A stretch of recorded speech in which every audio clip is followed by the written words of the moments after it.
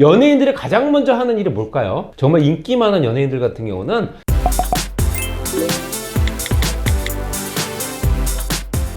네, 안녕하십니까. 지난번에 상가주택이라든가 뭐 건물주가 되는 투자의 유의점이라든가 이점, 장점에 대해서 설명을 잠깐 드렸는데, 이 시간에는 현재 서울에 있는 꼬마 빌딩, 잘만 하면 이 건물이 내 거가 되겠구나 라는 생각도 많이 하거든요.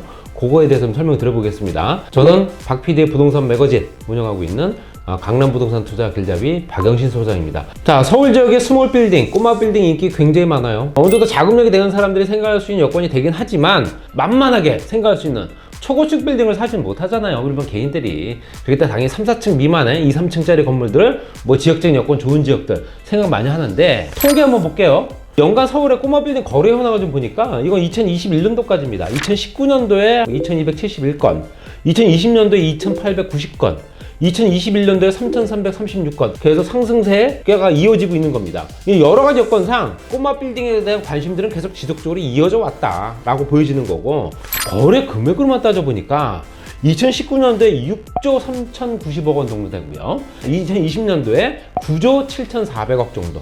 그 다음에 2021년도에 13조가 넘습니다. 그렇기 때문에 지금 현재 이 인기는 어떤 사람이든 간에 건물주가 되고 싶어 하는 거는 현재 꿈이다 라고 얘기하는 겁니다. 연예인들이 가장 먼저 하는 일이 뭘까요? 정말 인기 많은 연예인들 같은 경우는 무조건 건물 사요. 그 건물을 사는 지역들이 대부분 다 어느 정도는 정해져 있지만, 그런 지역에 건물을 사는 이유는 노후생활 보장한다거나 자본차익을 볼 수 있는 여건들이 충분하다고 계산하고, 본인도 또 자금력이 있기 때문에 가능한 거죠. 그래서 리모델링을 해서 그 지역에 있는 상권에 맞추어서 그 주변 상권도 살릴 수 있는 기본적인 역할을 할 수 있는 여건들을 만드는 리모델링 사업까지 같이 한다, 이렇게 보시면 될 것 같아요. 이것들이 같이 이어지면서 스몰 빌딩의 인기가 많아지게 되면 당연히 매매 거래량이 늘 수밖에 없죠.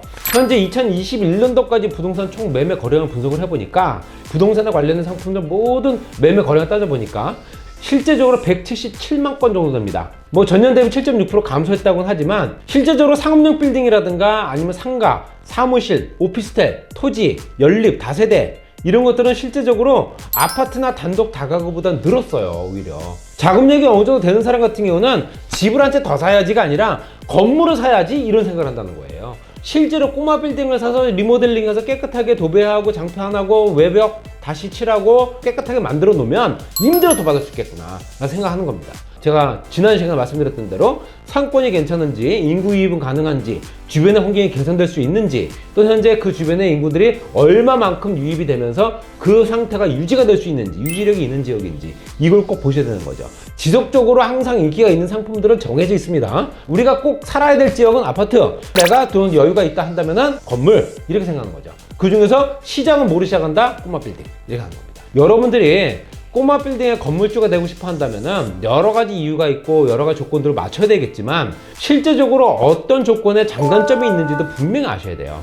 건물을 투자할 때는 분명 장점만 있는 건 아니거든요. 숨겨져 있는 단점을 보완할 수 있는 장점이 얼마나 풍부한가, 이것도 계산하셔야 되는 거죠. 그러니까 여러 가지 봤을 때 꼬마 빌딩은 건물 상업용 부동산이기 때문에 대출을 70에서 80%까지 대출 가능합니다.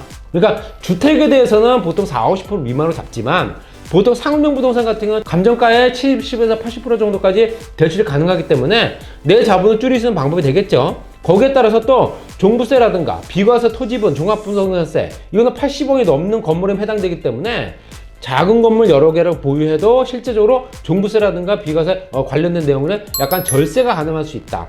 물론 이거는 그 건물이 얼마가 되고 어떤 지역에 있느냐에 따라 다릅니다. 이건 무조건 그런 건 아니고요. 상속이나 증여할 때 절세 가능하죠. 실제 꼬마 빌딩은 상속세, 증여세 부과 시 공시가격과 국세청 기준시가를 따지는데 시세보다 60에서 70% 낮게 책정할 수가 있어요. 물론 지금 이것도 가능하다, 안 가능하다는 지역이 따로 있습니다. 실제적으로 이런 물건들은 어떻게 사야 되느냐, 과연 그러면 주변 환경이 어때야 되느냐. 꼬마 빌딩은 대로변에 있지는 않죠. 거의 뭐 완전 외곽 도시가 아닌다 하면은 대로변보다는 8m에서 한 12m 정도 되는 도로에 있는 건물에 주목을 하셔야 되는 거고, 도로폭이 적어도 6m 이상은 돼야 됩니다. 실제적으로 이건 지역 여건이 중요한 거지 전철로 가깝다 이게 중요한 게 아니고요.